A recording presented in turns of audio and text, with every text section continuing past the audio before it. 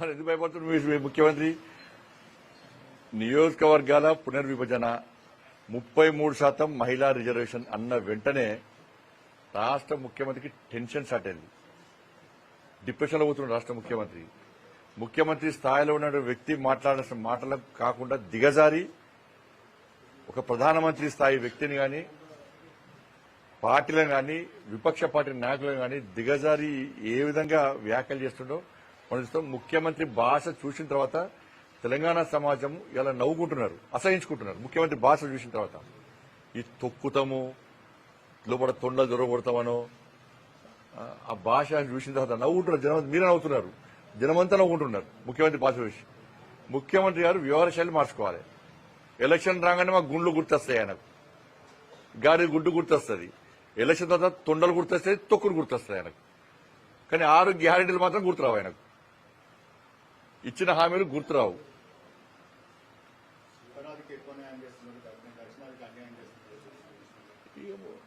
First నీ తెలంగాణ రాష్ట్రం నుంచి ఫస్ట్ ఏడుమని ముఖ్యమంత్రి గారిని. నువ్వు 6 గ్యారెంటీలు ఇవ్వకుండా నరేంద్ర మోడీ గారు ఆపిరా చెప్పు. నువ్వు ఉత్తరాది పక్క తెలంగాణ నుంచి ఆలోచించు. నువ్వు ఉత్తరాదికి నాయకుని కాదు, తెలంగాణ రాష్ట్రానికి ముఖ్యమంత్రివి. తెలంగాణ రాష్ట్రానికి ముఖ్యమంత్రివి. ఎన్నికల ముందు నువ్వు హామీలు ఇచ్చినవు. ఏమని హామీలు? 6 గ్యారెంటీలు బీఆర్ఎస్ పార్టీ ప్రభుత్వము 6లో 8 లక్షల కోట్ల రూపాయలు అప్పు చేసింది, అప్పులు తీరుస్తాము, 6 గ్యారెంటీలు 100 రోజులు కూడా అమలు చేస్తాము అన్నావు. నేను ఆపింది వాళ్ళు అప్పుడే చెప్పాలి. కేంద్ర ప్రభుత్వం సహకరిస్తేనే నేను 6 గ్యారెంటీలు అమలు చేస్తానని చెప్పినట్టు నువ్వేమన్నావు?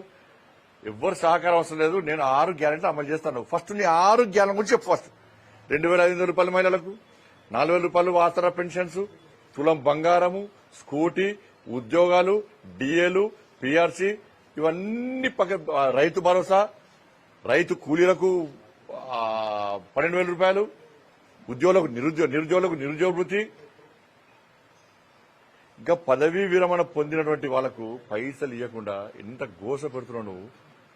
ఇవాళ స్కూళ్లలో పిల్లలను బయటకు గల్లబట్టి మేడబట్టి బయటకు నూకేస్తున్నారు. మన ఫీజు రియంబర్స్మెంట్ ఇస్తలేవు. వాటి గురించి ఆలోచనగా ఉత్తరాది దక్షిణాది అన్ని 6 గ్యారెంటీ నుంచి పబ్లిక్ దృష్టి డైవర్ట్ చేయడానికి ఇది రాష్ట్ర ముఖ్యమంత్రి గారు ఆడుతున్న నాటకం. ఇవన్నీ మాడితే కేంద్రం ఏమిస్తుందంటే కేంద్రం ఏమిస్తుందో అన్ని తెలుసు. నువ్వేమిస్తున్నావు చెప్పరాదు. ఫస్ట్ 6 గ్యారెంటీ గురించి ఫస్ట్ చెప్పు. ఉత్తరాది తర్వాత నువ్వు ఉన్న తెలంగాణ రాష్ట్రాన్ని అభివృద్ధి చేస్తావు. ఉత్తరాది గురించి మాట్లాడుతున్నావా నువ్వు?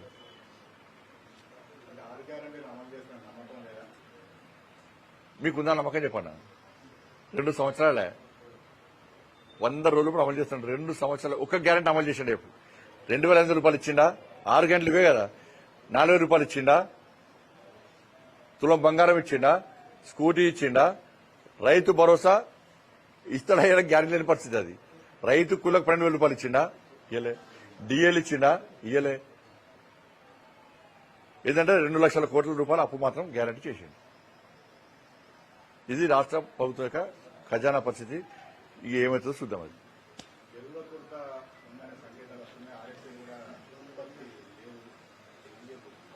ఇది రాష్ట్ర ప్రభుత్వము కేంద్ర ప్రభుత్వం కలిసి ఒక మంచి ఆలోచన ముందుకు వస్తాం.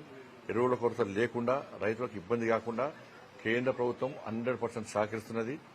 రాష్ట్ర ప్రభుత్వం కూడా బ్లాక్ కాకుండా, తప్పుదారి పట్టకుండా. ఎందుకంటే తెలంగాణ రాష్ట్రంలో పోయినసారి లోడ్లు దొరికినాయి. ప్రతి లోడ్ వెనుక ఒక రాజకీయ నాయకుని వస్తూ ఉన్నది.